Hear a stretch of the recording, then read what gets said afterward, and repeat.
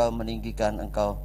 Dan tiba saatnya pada ibadah Arab Sabat ini kami hendak belajar firman-Mu. Biarlah Engkau menolong kami semua, pakai hamba-Mu untuk menjadi berkat bagi umat-Mu di tempat ini, Bapa. Terima kasih. Kalau ada kuasa yang lain yang akan bekerja untuk mengganggu konsentrasi kami, untuk mencuri kebenaran firman Tuhan, kami bersatu hati di dalam nama Tuhan Yesus Mesias. Tinggalkan tempat ini dan tinggalkan kami anak-anak Bapa Yahweh. Terpuji Engkau Tuhan, Engkau yang kami tinggikan, kami muliakan. Semua dikembalikan untuk hormat dan kemuliaan bagi nama Bapa Yahweh di dalam Tuhan Yesus Mesias. Mari kita katakan sama-sama, amin. Silakan duduk. Salam Bapak Ibu. Sekali lagi salam. Ya, kita bersyukur pada petang hari ini kita boleh melakukan ibadah Erev Sabat. Malam hari ini kita akan belajar firman Tuhan yang akan saya ambil dari Yesaya 46. Yesaya 46 ayat, kita akan baca ayat 1 sampai dengan ayat 12. Demikian firman Bapa Yahweh kepada kita semua. Dewa Bel telah tunduk, dewa Nebo membungkuk. Berhala-berhala mereka menjadi bagian hewan dan menjadi bagian binatang buas. Beban yang diangkut olehmu adalah beban yang meletihkan. Mereka membungkuk, mereka bersujud bersama-sama. Mereka tidak mampu melepaskan beban, dan jiwa mereka sudah pergi ke dalam penawanan. Dengarkanlah aku, hai keluarga Yakub dan semua sisa keluarga Israel, yang lahir dari rahim, yang diangkat dari kandungan. Bahkan sampai masa tuamu aku adalah dia, dan sampai kepala beruban aku akan menggendong. Aku telah melakukannya dan aku akan menanggung, dan aku akan menggendong dan akan menyelamatkan. Dengan siapakah engkau hendak menyamakan aku dan menyetarakan aku dan membandingkan aku sehingga kami menjadi serupa? Mereka yang menghamburkan emas dan kantongnya dan menimbang perak di atas dacin. Mereka mengupah yang memoles dan dia membuatnya menjadi ilah. Mereka tersungkur, ya mereka menyembah. Mereka membawanya di atas bau. Mereka memikulnya dan menempatkannya di tempatnya. Maka dia berdiri. Dia tidak bergerak dari tempatnya, dan seorang menangis kepadanya, tetapi dia tidak menjawab. Dia tidak menyelamatkannya dari kesesakan. Ingatlah hal ini dan pastikanlah dalam hati. Berbaliklah hai pemberontak, ingatlah hal-hal yang terdahulu sejak lampau, karena akulah Elohim dan tidak ada Elohim lain, dan tidak ada yang seperti aku, yang menyatakan hal yang kemudian sejak permulaan dan apa yang belum pernah terjadi sejak lampau, dengan mengatakan rencanaku akan berdiri tegak dan aku akan melakukan semua kehendakku. Yang memanggil seekor burung pemangsa dari timur, orang yang menggenapkan rancanganku dari negeri yang jauh. Ya, aku telah mengatakannya, aku juga akan mewujudkannya. Aku telah menyusunnya, aku juga akan melakukannya. Dengarlah aku, hai orang yang congkak hati, yang jauh dari kebenaran. Aku akan mendekatkan kebenaranku. Ia tidaklah jauh dan keselamatanku tidak akan menunggu, dan aku akan menyediakan keselamatan di Sion, kemuliaanku bagi Israel. Saudaraku yang dikasihi Bapa Yahweh, sedangkan ayat yang hendak kita renungkan bersama-sama pada malam hari ini, saya akan ambil di ayat 10 dan 11, yang menyatakan hal yang kemudian sejak permulaan dan apa yang belum pernah terjadi sejak lampau dengan mengatakan, rencanaku akan berdiri tegak dan aku akan melakukan semua kehendakku, yang memanggil seekor burung pemangsa dari timur, orang yang menggenapkan rancanganku dari negeri yang jauh. Ya, aku telah mengatakannya, aku juga akan mewujudkannya. Aku telah menyusunnya, aku juga akan melakukannya. Bapak, Ibu, dan saudaraku yang dikasihi oleh Bapa Yahweh, dengan firman Tuhan yang sudah kita baca dari Yesaya 46 ayat 1 sampai dengan 13 ini, maka renungan pada malam hari ini saya berikan tema tekad, ya, dimana kita melihat di ayat 10 dan ayat 11 ini adalah tekad daripada Bapa Yahweh yang memiliki rencana, ya, dan juga tidak hanya sekedar rencana, dan dia melakukan apa yang direncanakan itu, saudaraku yang dikasihi oleh Bapa Yahweh. Ya, oleh sebab itu, ya, kita akan belajar apa tekad itu. Tekad adalah melihat rintangan yang tidak teratasi sebagai kesempatan untuk berseru memohon campur tangan Bapa Yahweh yang adi kodrati. Itu adalah tekad. Tekad itu juga bisa keinginan, juga bisa kehendak, ya, bisa juga rencana. Tetapi kalau yang namanya tekad itu pasti ada di dalam hati yang tidak terkatakan, ya, yang akan dilakukan dengan sungguh-sungguh dengan segenap hati. Itu adalah tekad. Bapak Ibu yang dikasihi oleh Bapa Yahweh, contoh orang yang menunjukkan tekad di dalam kitab suci, ya. Yang pertama kita akan melihat Salomo.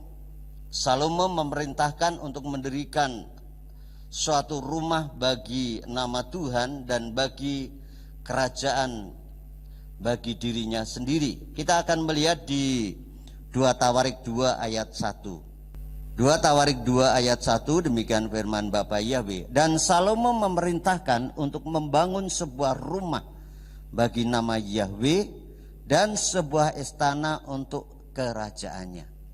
Ya, ini adalah tekadnya Salomo untuk membangun rumah bagi nama Bapa Yahweh, bagi Tuhan. Itu yang nomor satu, itu yang diprioritaskan, kemudian baru membangun ke kerajaannya. Ini tekadnya Salomo sebagai raja pada waktu itu. Kemudian contoh yang kedua adalah juga Daniel. Daniel bertekad tidak menajiskan dirinya. Dia berjanji di dalam hati bahwa dia tidak akan menajiskan dirinya. Kita akan lihat di dalam kitab Daniel 1 ayat yang ke-8. Di situ dikatakan, Daniel 1 ayat 8, dan Daniel berketetapan, ya, menetapkan atau bertekad dalam hatinya bahwa dia tidak akan menajiskan dirinya dengan santapan raja atau dengan anggur minuman raja, dan dia meminta kepada kepala sida-sida istana supaya dia jangan menajiskan dirinya. Ini tekadnya Daniel untuk menjaga kekudusannya, untuk tidak melanggar apa yang menjadi perintah Tuhan di dalam kehidupannya. Ya, sehingga dia tidak menajiskan dirinya dengan santapan raja pada waktu itu. Dan Daniel memilih dengan makanan sayur-sayuran. Dan setelah dibuktikan ternyata dia memiliki kepandaian yang luar biasa. Dan juga tubuh jasmaninya pun bertumbuh dengan baik, dengan kekar, dengan sehat dibanding dengan yang makan makanan raja, ya. Kemudian yang berikutnya, yang ketiga, kita akan melihat juga Daud yang juga memiliki tekad. Daud bertekad untuk berkabung karena kematian Abner, dan dia puasa sampai malam hari. Kita akan melihat juga ayatnya di 2 Samuel 3 ayat 35.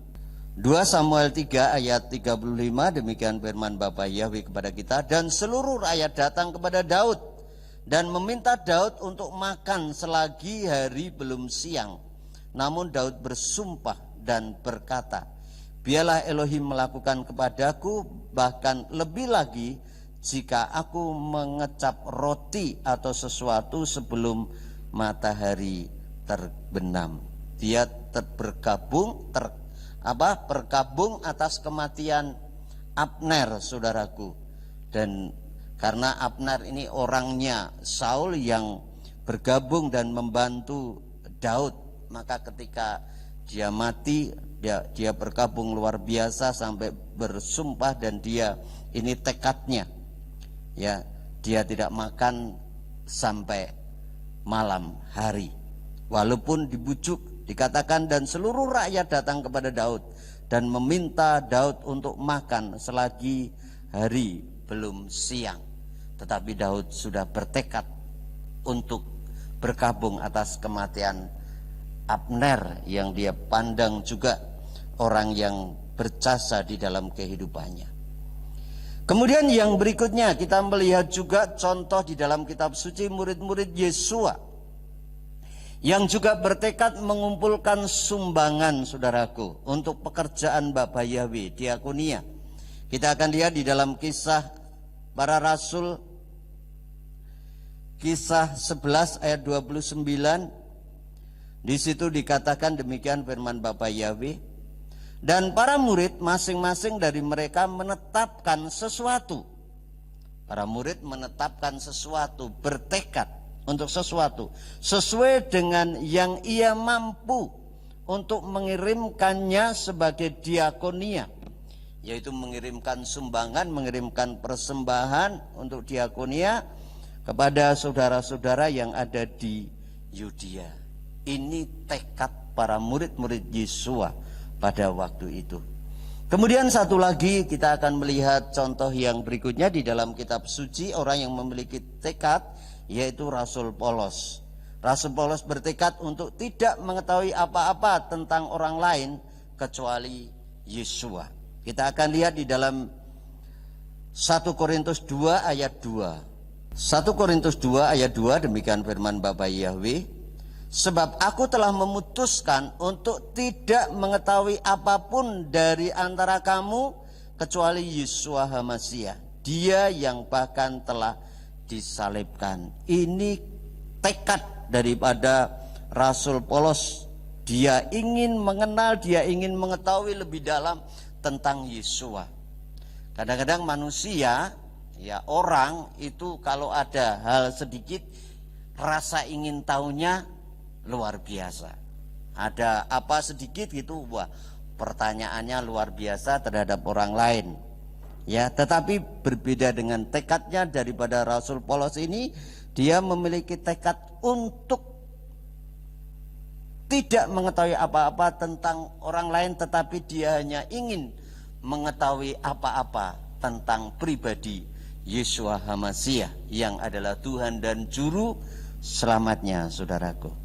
Nah, ini adalah beberapa contoh orang-orang yang memiliki tekad yang ada di dalam kitab suci. Nah, mengapa tekad itu sangat penting di dalam kehidupan kita, di dalam kehidupan orang-orang percaya, saudaraku yang dikasihi oleh Bapak Yahweh? Ya, tekad itu sangat penting karena hidup ini terdiri dari pilihan. Bila kita memilih yang benar, maka kita akan memperoleh berkat. Kita akan memperoleh anugerah dari Tuhan, daripada Bapa Yahweh. Dan bila kita memilih pilihan yang salah, maka kita akan mengalami kehancuran dan juga kematian, kebinasaan. Oleh sebab itu, ya, di dalam hal memilih ini kita harus berhati-hati. Setelah kita memilih dengan bijak, setelah kita memilih dengan hati-hati, maka kita butuh tekad untuk melaksanakannya, untuk melakukan apa yang menjadi pilihan kita itu. Pilihan yang bijak juga ditantang dengan yang namanya kesukaran dan godaan. Tetap bertekadkah, tetap kuatkah ketika tantangan, ketika kesukaran, ketika godaan itu datang kepada kita untuk kita mencapai sesuatu yang sudah kita inginkan, saudaraku yang dikasihi Bapa Yahweh. Musa menunjukkan tekad ketika dia memilih, yaitu memilih untuk menderita bersama dengan umat Israel daripada dia menikmati kesenangan dosa yang sementara yang ada di istana Fir'aun. Musa memilih hidup bersama-sama dengan umat Israel daripada hidup enak di istana Fir'aun, karena memang dia diangkat ya menjadi putri Fir'aun. Ketika dia dihanyutkan di sungai, kemudian ditemukan oleh putri Fir'aun, ya ini adalah cara orang tuanya supaya Musa ini enggak dibunuh, ya karena dia memang ya utusan Tuhan yang akan menyelamatkan umat Israel, bangsa pilihan. Saudaraku yang dikasihi oleh Bapa Yahweh, tetapi ketika Musa menjadi besar dan dia tahu keadaan, situasi, kondisi umat Israel, ya dia melihat bagaimana penderitaan umat Israel ketika menjadi budak di Mesir. Ya, Musa tidak sampai hati, dan hatinya, kepahlawanannya, jiwa patriotismenya ia muncul, dan dia lebih suka bersama-sama dengan umat Israel daripada hidup di dalam kemewahan dengan istana Fir'aun. Dan berbeda dengan Esau, Esau tidak bertekad untuk melindungi hak kesulungannya. Karenanya Esau menjual hak kesulungan itu demi sepiring makanan. Nggak ada tekad untuk menjaga hak kesulungannya. Dan demikian juga dengan kehidupan kita. Kalau kita bertekad untuk menjaga hak kesulungan kita, yaitu keselamatan yang sudah dianugerahkan Bapa Yahweh di dalam Tuhan Yesus Masiah, maka kita pun akan tetap menjaga, bertekad menjaga keselamatan yang sudah Bapa Yahweh anugerahkan kepada kita. Walaupun ada banyak godaan, walaupun ada banyak tantangan. Apa biasanya godaan untuk mempertahankan kesulungan, hak sulung keselamatan kita itu? Ya, kalau yang masih bujang biasanya didekatkan atau dikenalkan dengan pasangan yang tidak seiman, ya, yang enggak sama. Kemudian kalau akhirnya tergoda dan memutuskan untuk meninggalkan Tuhan. Ada saudara kita yang ikut ibadah di sini yang sudah juga 40 tahun meninggalkan Tuhan. Namun kita bersyukur di masa tuanya dia kembali diperkenalkan dengan kita dan sekarang bersama-sama dengan kita. Itu sudah lama, 40 tahun meninggalkan. Dan keluarganya sangat senang ketika mendengar, ya, saudaranya ini kembali kepada Tuhan. Tetapi ada banyak orang yang meninggalkan Tuhan, meninggalkan keselamatan, tidak mempertahankan kesulungan yang dianugerahkan oleh Tuhan kepada mereka. Saudaraku yang dikasihi oleh Bapa Yahweh, yang akhirnya Esau itu bertahun-tahun kemudian ketika dia menyadari akan kesalahannya, dia berusaha keras untuk memperolehnya kembali, namun tidak dapat, walaupun dengan cucuran air mata.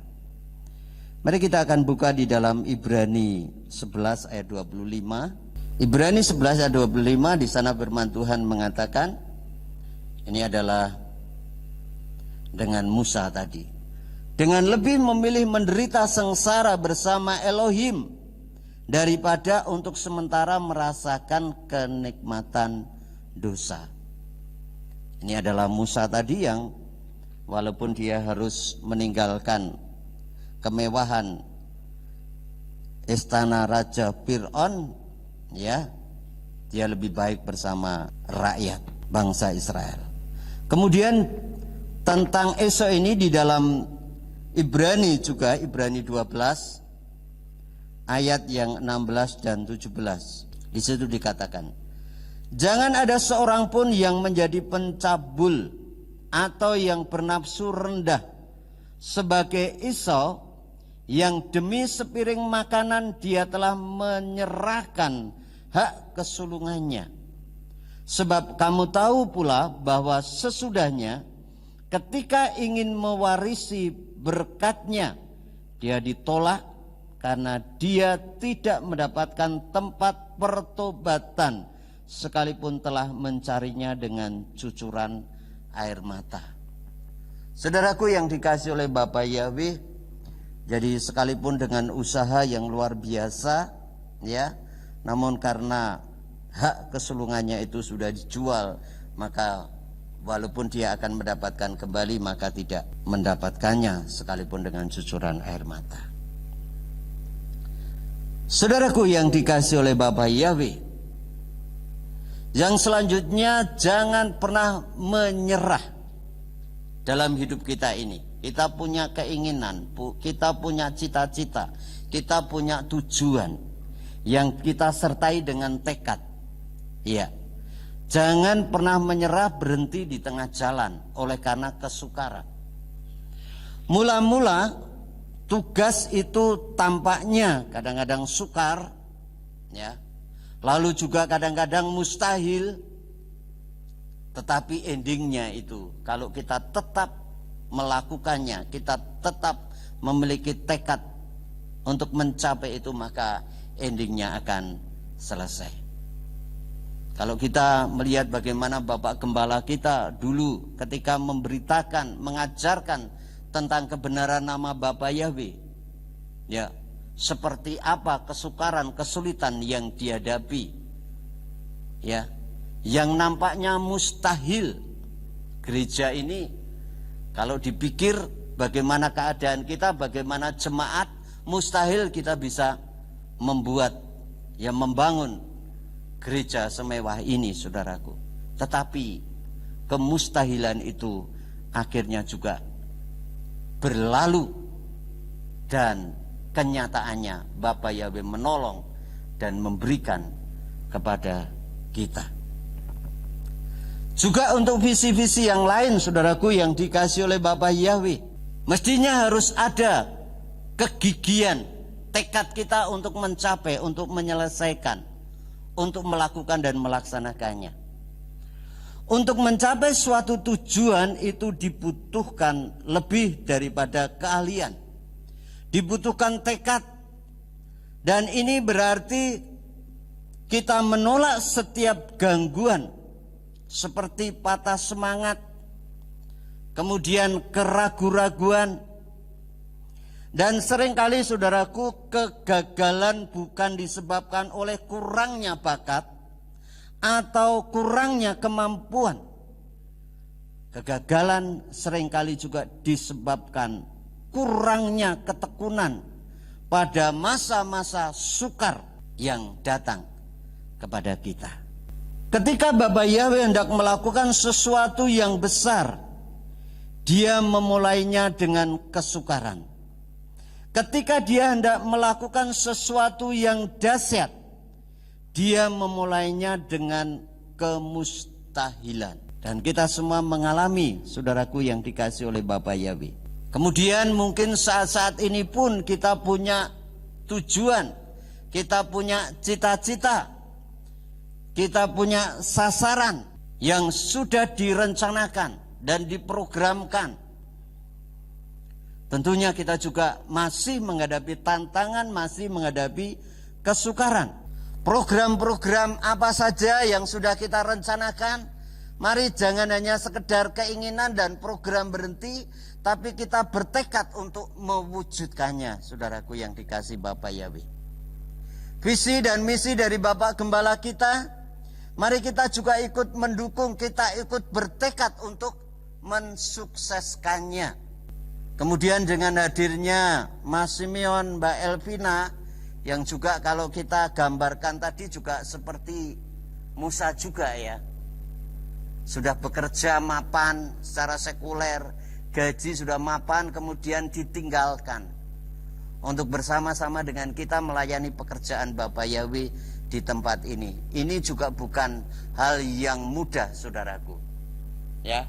Maka semua program yang sudah dibuat, yang sudah direncanakan, baik itu radio maupun juga semua hal yang lain yang banyak. Ada juga Yayasan Surya Gerisim yang kita akan membuat sekolah juga, yang sekarang sedang diperjuangkan. Mari kita mendukung bersama-sama supaya tekad ini ada dan kita bisa mencapai apa yang menjadi visi daripada Bapak Gembala kita. Saudaraku yang dikasihi oleh Bapak Yahweh, ya jangan gampang menyerah, jangan gampang putus asa, jangan gampang lemah. Ya, untuk kesulitan-kesulitan yang kita hadapi, karena kita enggak sendiri. Ada Tuhan, ada Bapak Yahweh yang bersama-sama dengan kita. Ada Roh Kodes yang memberikan kekuatan, yang menghibur kepada kita. Saudaraku, selagi berenang melawan arus sungai dan air terjun, ikan salem itu bertekad untuk menempuh ratusan mil dari laut ke tempat mereka bertelur. Dan itu dilakukan setiap tahun, saudaraku. Ini sebagai contoh, ilustrasi, gambaran bahwa ikan salem itu sekalipun ada tantangan menentang arus yang luar biasa, dia tetap berusaha dengan sekuat tenaga untuk mencapai tempat tujuannya untuk ikan itu bertelur. Nah, tekad adalah memutuskan untuk menggerakkan sebanyak mungkin energi yang diperlukan untuk mencapai sebuah tujuan. Oleh sebab itu, mari kita bersama-sama untuk melakukan tekad apa yang menjadi tujuan kita, apa yang menjadi visi kita, apa yang menjadi rencana kita, apa yang menjadi keinginan kita.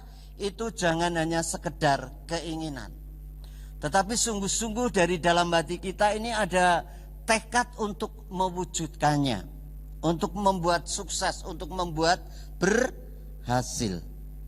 Kita akan lihat di dalam Filipi 3 ayat yang ke-14. Di situ firman Tuhan mengatakan demikian. Aku mengejar ke arah sasaran, yaitu hadiah panggilan luhur Elohim dalam Masiah Yesua. Aku mengejar ke arah sasaran. Mari kita mengejar ke arah sasaran itu, yaitu untuk iman kita. Apa sasarannya? Adalah keselamatan yang nyata-nyata nanti akan kita nikmati karena kesetiaan kita untuk mengiring Tuhan, dan kita tidak patah semangat, kita tidak gampang untuk putus asa. Saudaraku, yang menghalangi tekad adalah apa? Yang menghalangi tekad adalah takut akan manusia. Rintangan yang kuat dari tekad karena takut akan manusia itu membuat kita tidak dapat memutuskan bersama Tuhan pilihan apa yang terbaik. Sebaliknya kita menebak-nebak pilihan apa yang orang lain anggap benar dan apa yang mereka pikirkan tentang kita bila kita membuat pilihan yang berbeda dengan mereka. Saudaraku yang dikasihi oleh Bapak Yahweh, memang kadang-kadang ketika kita menghadapi kesukaran, kesulitan, tantangan, ya, kita seringkali takut dengan manusia. Kayak kemarin juga ketemu dengan Om Pen, ya. Om Pen tiba-tiba masuk jalan tol katanya, terus nggak ada rencana apa-apa, langsung meluncur ke Ambarawa dari Jakarta dengan istri dan dengan 2 anaknya. Ya. Dan kemarin cerita ada juga kadang-kadang timbul juga rasa takut dengan apa yang terjadi di negara kita sekarang ini. Tetapi ya, kalau tekad itu tetap ada untuk memberitakan kebenaran, untuk memberitakan Injil keselamatan, ya sekalipun ada tantangan takut, tetapi tidak akan membuat patah semangat. Terus akan berkarya. Itu kemarin yang disampaikan Om Pen ketika ya datang di tempat ini. Cuma nginep semalam ya Pak Yakub ya. Terus akhirnya paginya langsung kembali ke Jakarta lagi. Saudaraku yang dikasihi oleh Bapak Yahweh, ketakutan itu mendatangkan hukuman. Mari kita lihat di dalam 1 Yohanes 4 ayat yang 18. 1 Yohanes 4 ayat 18, di situ dikatakan, di dalam kasih tidak ada ketakutan. Sebaliknya kasih yang sempurna membuang keluar ketakutan, karena ketakutan mengandung hukuman. Dan siapa yang takut, ia belum sempurna di dalam kasih. Sekali lagi, ketakutan itu mengandung atau mendatangkan hukuman. Oleh sebab itu, kita jangan pernah takut dengan keadaan kondisi yang terjadi sekarang ini. Karena kita punya Tuhan yang lebih dari segala-galanya. Penghukuman itu juga mendatangkan perhambaan. Takut pada manusia juga mendatangkan jerat. Ya, mari kita akan lihat di Amsal 29, Amsal 29 ayat 25. Firman Bapak Yahweh mengatakan demikian, takut kepada manusia mendatangkan jerat, tetapi siapa yang percaya kepada Yahweh akan ditinggikan. Jerat itu sama juga mengikat, ya, mengikat kita enggak sehingga sulit untuk berjalan, menjerat, ya. Ketika orang terjerat, ya sudah enggak bisa apa-apa lagi. Pengusaha terjerat dengan hutang, akhirnya apa juga usahanya bangkrut. Ya saudaraku, demikian juga ya, oleh sebab itu kita jangan takut kepada manusia yang mendatangkan jerat, karena kita memiliki Tuhan, memiliki Bapa Yahweh yang dahsyat, yang luar biasa, yang sanggup menolong kita dalam keadaan kondisi apapun. Kemudian kebimbangan juga menghalang sebagai penghalang dari tekad. Kita baca di dalam Yakobus 1 ayat 8. Pria yang bercabang hati itu tidak tenang dalam segala jalannya. Bercabang hati, bimbang artinya, karena mendua. Ya, ketika kita bercabang ada dua pilihan, ya, bimbang, ya, itu juga menjadi penghalang dari tekad kita. Maka untuk sekolahan kita, Mas Mion dan Mbak Elvina ini juga memikirkan dengan sungguh-sungguh kira-kira sekolahan yang bagaimana yang tepat. Dan kita bersyukur kemarin sudah mulai disampaikan kepada jemaat, ya, yaitu untuk memulai dengan PAUD, ya. Dengan jemaat juga harus ikut ambil bagian di dalamnya, lewat mengumpulkan apa yang bisa dikumpulkan, yang bisa dipakai, karena ini mulai dari nol, ya. Dan kita bersyukur ada juga orang-orang yang sudah bisa bersama-sama dengan yayasan ini. Saudaraku yang dikasihi oleh Bapak Yahweh, kemudian yang selanjutnya, yang terakhir, dalam hal apa kita harus bertekad, ya. Selain tujuan-tujuan kita juga yang lain. Yang pertama, kita juga harus bertekad untuk menepati janji. Ada orang mengatakan janji itu hutang. Jadi kalau janjinya belum dipenuhi, ya, belum dikenapi, itu masih hutang. Kita lihat di dalam Pengkhotbah 5 ayat 3 sampai dengan 5. Demikian firman Bapak Yahweh. Sebab mimpi datang karena banyaknya kesibukan, dan percakapan bodoh karena banyaknya perkataan. Apabila engkau bernasar kepada Elohim, janganlah menunda untuk menepatinya, karena Dia tidak suka dengan orang-orang bodoh. Penuhilah apa yang telah engkau nasarkan itu. Lebih baik jika engkau tidak bernasar daripada bernasar dan tidak menepatinya. Bernasar itu berjanji kepada Tuhan, kepada Bapa Yahweh. Berjanji akan melayani dengan sungguh-sungguh. Berjanji akan hidup baik. Tetapi kemudian nyimpang lagi, saudaraku. Ya, sekali lagi bahwa Tuhan tidak suka orang yang tidak bisa menepati janjinya. Apabila engkau bernasar kepada Elohim, janganlah menunda untuk menepatinya. Segera menepati nasar kita, segera menepati janji kita. Mungkin kita akan melayani dengan sungguh-sungguh karena kita merasakan berkat Bapa Yahweh yang luar biasa, kesehatan, kekuatan kita. Dan kalau hari-hari ini pun mungkin kita juga merasakan ibadah di gereja kita. Ya, karena ada banyak gereja yang sampai hari ini belum bisa beribadah dengan masih bolong-bolong.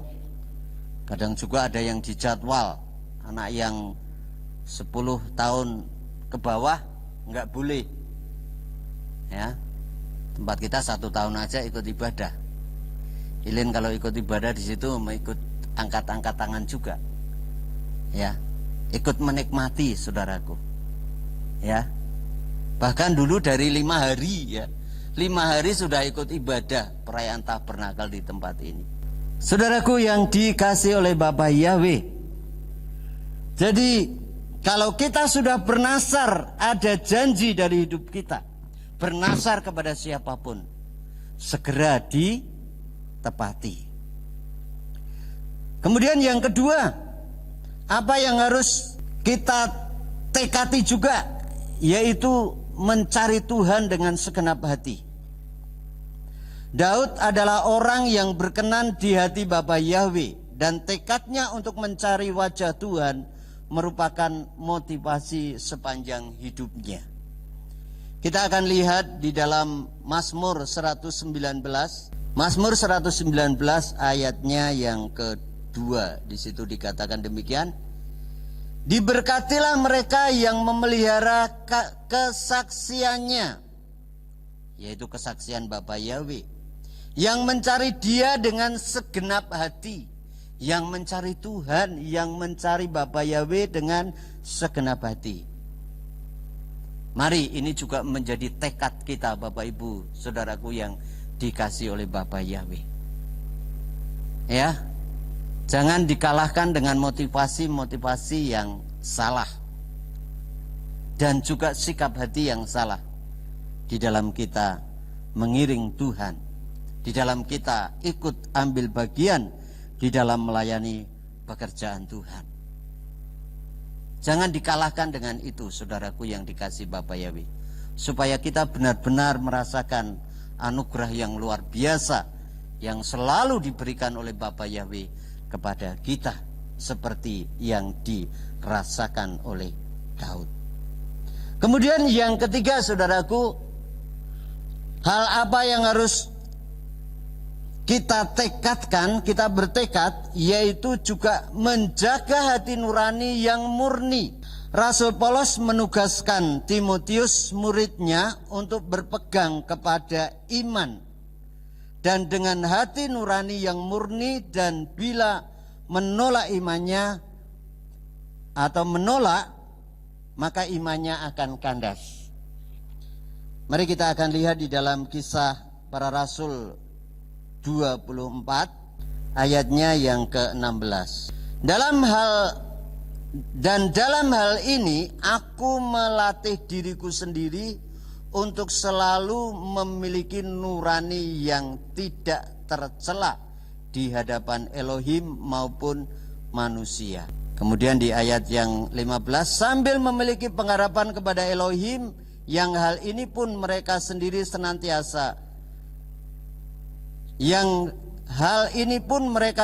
menantikan, yaitu bahwa akan segera ada kebangkitan orang mati, baik orang yang benar maupun orang yang tidak benar.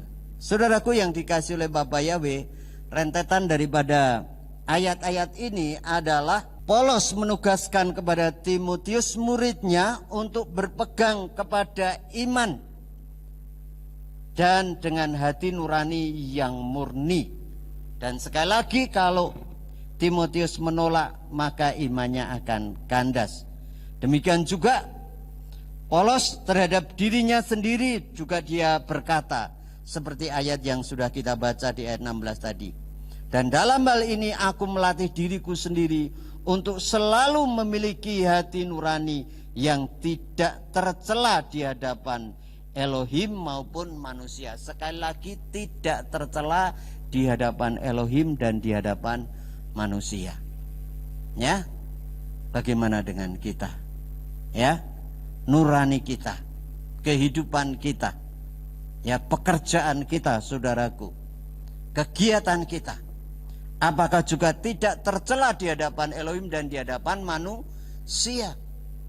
Teman-teman kita, sahabat-sahabat saudara kita yang ada di sekitar kita, itu melihat dengan jelas setiap hari. Kehidupan kita ini seperti surat yang terbaca senantiasa, saudaraku. Ya. Dan yang terakhir sekali lagi, ya, tentunya juga tekad kita untuk visi dan misi gereja kita di tempat ini.